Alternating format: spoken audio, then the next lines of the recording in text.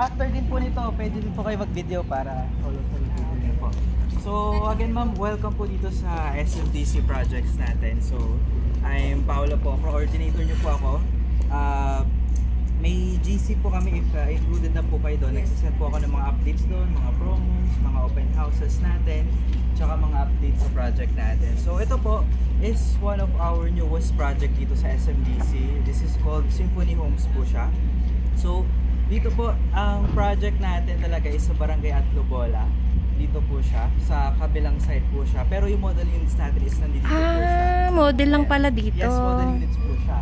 So, sa kabila siya itatayo? What's unique po dito sa bagong project natin sa SMDC, so unlike any other projects po, other developers, yung amenities natin is unique sila.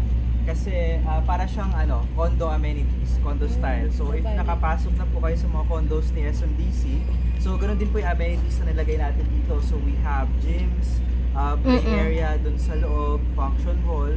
So kumbaga para talaga siyang condo unit pero house and lot po ino-offer natin dito. So ito po yung sample namin dito na model house is yung Sonata units namin. Sonata. So as of now may ino-offer kami ditong inner units. So pag gusto natin ng end units, so sabihin nyo lang sa amin kasi medyo mailap yung inventory natin doon kasi ito sir yung end. Unang nakukuha lalo na yung mga corner units natin. Ito yung end. Apo, ito po yung end unit. So actually sa end unit po, ang turnover natin dyan is hanggang doon lang sa may plan. So yung sa kabilang side is in-extend na lang siya. Kumbaga extra lot nyo yan dito. So pakita ko po muna yung inner unit sa atin para mag-start tayo dito. So again, this is our Sonata unit. So this is sample natin para sa inner units natin. So ang standard po natin lot area and then floor area sa Sonata units natin. So para sa standard lot area natin sa Sonata Inner, so 54 square meters po siya. So starting po tayo dito sa property line natin, ito po yun, yung kasama sa 54 square meters and then sa likod po. Tapos yung mga makikita po natin sa loob is kasama na po sila dito sa unit. So even yung design natin na to, yung mga fluted panels natin na yan, yung mga accents, yung mga lights na yan, even yung door natin, yan na po mismo yun. Nakasama. Sige po, pasok po tayo dito. So yung door natin is actually parang condo talaga siya. Keeping hole din siya nakasama dito. Tapos hindi na siya yung typical doorknob lang na below dito. So this is yung actual turnover unit natin. So yung record is not included dito para sa showroom lang natin sila. Pero basically lahat na nandito sa loob is ito yung kuha nila pag na-turnover yung unit. So almost complete na siya. So yung floor natin is open for tiles. So maganda din dito is makakapili sila client natin kung anong preferred na tiles sila. Kasi diba sa iba parang ayaw nila nung kasama sa package na tiles. So ending, pinapabaklas, pinapatanggal.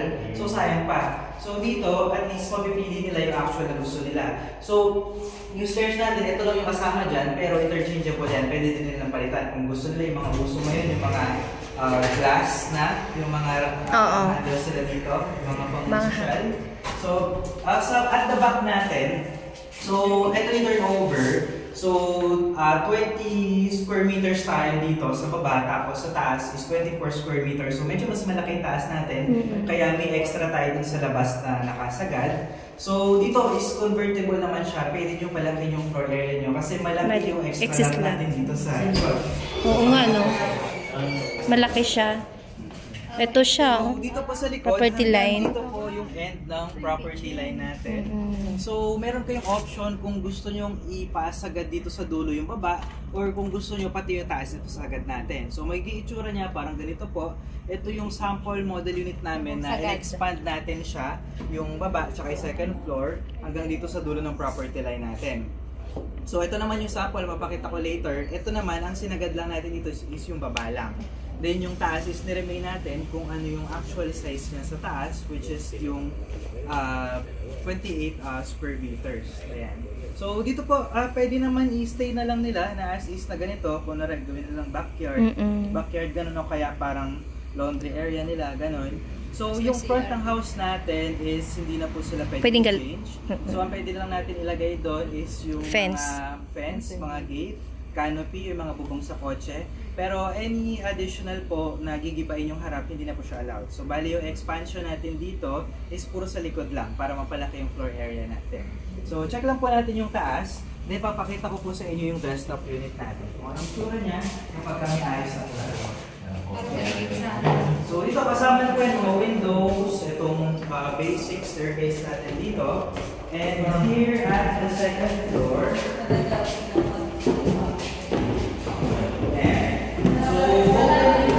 open for tiles din, yung floor natin dito, pero yung meron tayong ceiling, so hindi na yun yung parang yellow lang, tapos kita mo pa yung taas. Basic. Tapos may mga paint na din yung paligid natin dito, so ito yung white finish nila.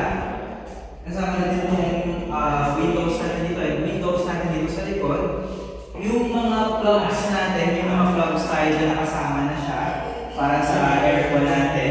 Tapos, dito po preferably if hindi nila ipapa-expand sa dulo, is 2 rooms yung natin, nilalagay natin.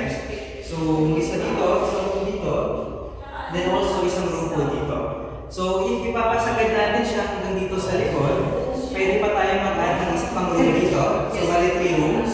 Kung gusto nyo, gawin nyo din room yung ibaba, so bali 4 rooms. So, imagine, para sa inner unit natin, pwede na lang tayo mag 3 to 4 rooms dito. Para sa inner unit lang. So, sa ibang developer, yung mga townhouse sila pag inner unit, minsan 2 rooms lang talaga. And parehas dito sa taas. So, dito, pwede nyo gawin siyang 3 rooms, or pwede 4, may parking pa rin dito sa harap. So, malaki pa rin siya. So, pakita ko lang po sa inyo yung